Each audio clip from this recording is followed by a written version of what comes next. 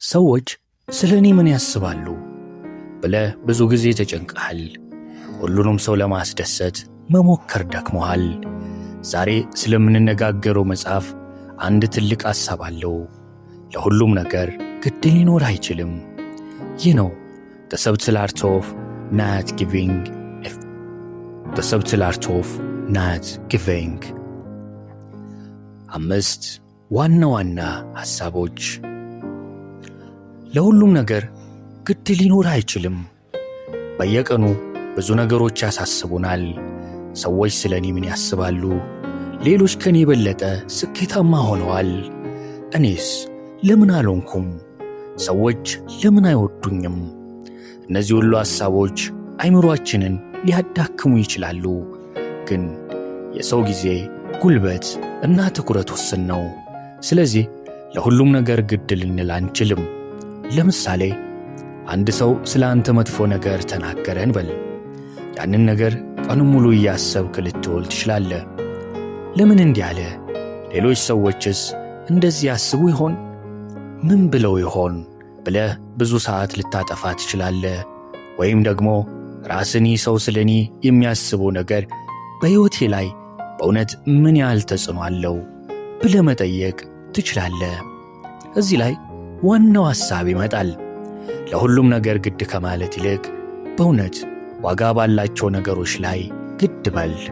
ለምሳሌ ቤተሰብህ፣ ጤና፣ ሕልምህ፣ ሥራና ለአንተ ትርጉም ያላቸው ግንኙነቶች ላይ ጊዜህንና ጉልበትህን አውጣ። ምክንያቱም ትኩረትህን በምታደርግበት ቦታ ነው ሕይወትህ የሚያድገው። 2ኛ ችግር የሕይወት ክፍል ነው። ብዙ ጊዜ ደስታ ማለት ምንም ችግር የሌለበት ሕይወት እንደሆነ እናስባለን። ገንዘብ ብዙ ቢኖረኝ ደስተኛ ሆናለሁ፣ ጥሩ ሥራ ብይዝ ሁሉም ነገር ይስተካከላል፣ ይህ ችግር ካለፍኩ በኋላ ሕይወቴ ፍጹም ይሆናል። ግን እውነታው ይህ አይደለም። አንድ ችግር ሊያልፍ ሌላ ችግር ሊመጣ ይችላል። ለምሳሌ ዛሬ ገንዘብ ችግር አለብህም በል። ጠንክረህ ሰርተህ ገንዘብ ካገኘ በኋላ የሌላ ነገር ችግር ሊመጣ ይችላል። ስለዚህ ግባችን ምንም ችግር እንዳይኖረኝ ማለት ሳይሆን ለየትኛው ችግር መታገል እፈልጋለሁ የሚለውን መጠየቅ ነው። ለምሳሌ ስኬታማ መሆን ከፈለግ ረጅም ሰዓት መስራት፣ መማርና መሳሳት የሚያመጣውን ችግር ለመቀነስ ለመቀበል ዝግጁ መሆን አለብህ። ስለዚህ ጥያቄው ችግር እንዴት አስወግዳለሁ ብቻ አይደለም፣ የትኛውን ችግር ለመፍታት ፍቃደኛ ነኝ የሚለው ነው። 3ኛም ለሕይወትህ ኃላፊነት ውሰድ። በሕይወታችን የሚያደርሱብንን ነገሮች ሁሉ እኛ እንቆጣጠርም። አንዳንድ ሰው ሊያሳዝነን ይችላል። አንድ ዕድል ሊያመልጠን ይችላል። ሥራችንን ልናጣ እንችላለን። እነዚህን ሁሉ መቆጣጠር አንችልም።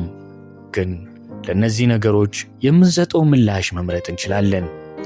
ለምሳሌ ሥራህን አጣህ እንበል። አንደኛው ሰው ሕይወቴ ያበቃ፣ ሁሉም ነገር ተበላሽቷል ሊል ይችላል። ሌላው ደግሞ ይህ ከባድ ነው፣ ግን አዲስ ሥራ ለመፈለግና አዲስ ነገር ለመማር ዕድል አድርጌ ወስደዋለሁ ሊል ይችላል። ሁኔታው አንድ ነው፣ ግን ምላሹ የተለያየ ነው። ስለዚህ ኃላፊነት መውሰድ ማለት የተፈጠረው ሁሉ የአንተ ጥፋት ነው ማለት አይደለም። ነገሩ ከተፈጠረ በኋላ ምን ታደርጋለህ የሚለውን ኃላፊነት መውሰድ ነው። 4ኛም ሁልጊዜ ትክክል መሆን አያስፈልግም። እያንዳንዳችን የራሳችን እምነት አለን። እኔም ማስበው ትክክል ነው፣ እኔም ማውቀው ነው እውነት ብለን እናስባለን። ግን ሰው ሊሳሳት ይችላል። ለምሳሌ ከጓደኛ ጋር ተከራከርክ እንበል። አንተ 100% ትክክል ነኝ ብለህ ታስባለህ፣ እሱም እንዲሁ። እዚህ ላይ 2 አማራጮች አሉ። አንደኛው ማን እንደሚያሸንፍ እስክታይ ድረስ መከራከር። 2ኛው ምናልባት እኔ የማላውቀው ነገር አለ ብለህ ሌላውን ሰው ማዳመጥ። ይህ ማለት ሁልጊዜ ስህተት ነኝ ማለት አይደለም፣ ይልቁንም ለመማር ክፍት መሆን ማለት ነው። አንዳንድ ጊዜ አላውቅም ማለት ድክመት ሳይሆን ጥበብ ነው። ምክንያቱም ሁልጊዜ እኔ ትክክል ነኝ ብለህ ካመንክ አዲስ ነገር ለመማር ቦታ አታገኝም። 5ኛ የምትመርጠው ነገር ሕይወትን ይገነባል። በየቀኑ ብዙ ምርጫዎች እናደርጋለን። ምን እንመልከት? ምን እንማር? ከማን ጋር ጊዜ እናሳልፍ? ጊዜያችንን የት እንዋል? እነዚህ ትንንሽ የሚመስሉ ምርጫዎች በየጊዜው ሂደት ሕይወታችንን ይገነባሉ። ለምሳሌ በየቀኑ 1 ሰዓት አዲስ ነገር ብትማር ከ1 ዓመት በኋላ ትንሽ የሚመስል ጊዜ ትልቅ ዕውቀት ሊሆን ይችላል።